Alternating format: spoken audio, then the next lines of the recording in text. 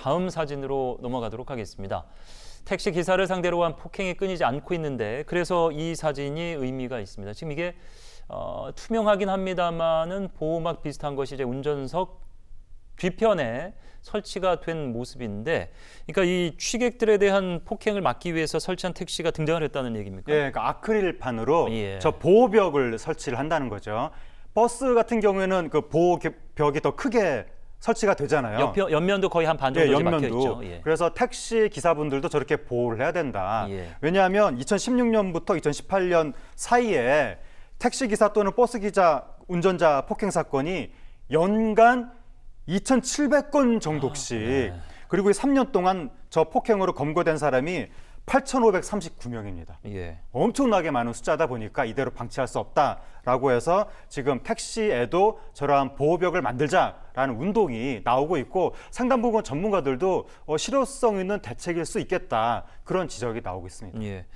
일본 여행을 해보신 분들은 알겠습니다만, 물론 이제 일본 택시 업황이 이제 시장과 우리나라를 단순 비교하는 게 어렵겠습니다만은 운전자 보호를 위해서 굉장히 칸막이가 잘 되어 있는데, 그런데 우리나라의 택시 기사들이 이런 칸막이 설치가 시작이 돼서 좀 반기시지 않을까라는 생각을 저는 했는데, 막상 현장에서는 또 찬반 논란이 있다고요? 그 서양 같으면 택시 앞면과 뒷면을 완전히 차단하거든요. 그렇습니다. 예. 그런데 서양은 애초에 그렇게 만들기 위해서 처음에 설계 단계부터 택시를 공장에서 출고할 때부터 그거에 맞게 설계가 된다는 거예요. 그러니까 택시 기사들이 보통 이제 개인 택시의 경우에는 본인이 택시를 사는데 네. 새 차를 바꿀 때 살 예. 때 이미 그런 설치된 택시를 사서 추가 비용이 들지 않는다, 이런 취지 말씀이신 거죠? 비용도 그렇고 예. 자동차 크기라든가 내부 구조가. 근데 우리나라는 격벽을 만들 거라고 전제하지 않은 상태에서 자동차를 출고를 했는데 뒤늦게 설치를 하다 보니까 오히려 불편하다, 예. 이런 의견이 나와서 또 일부 취객은 저 격벽을 보고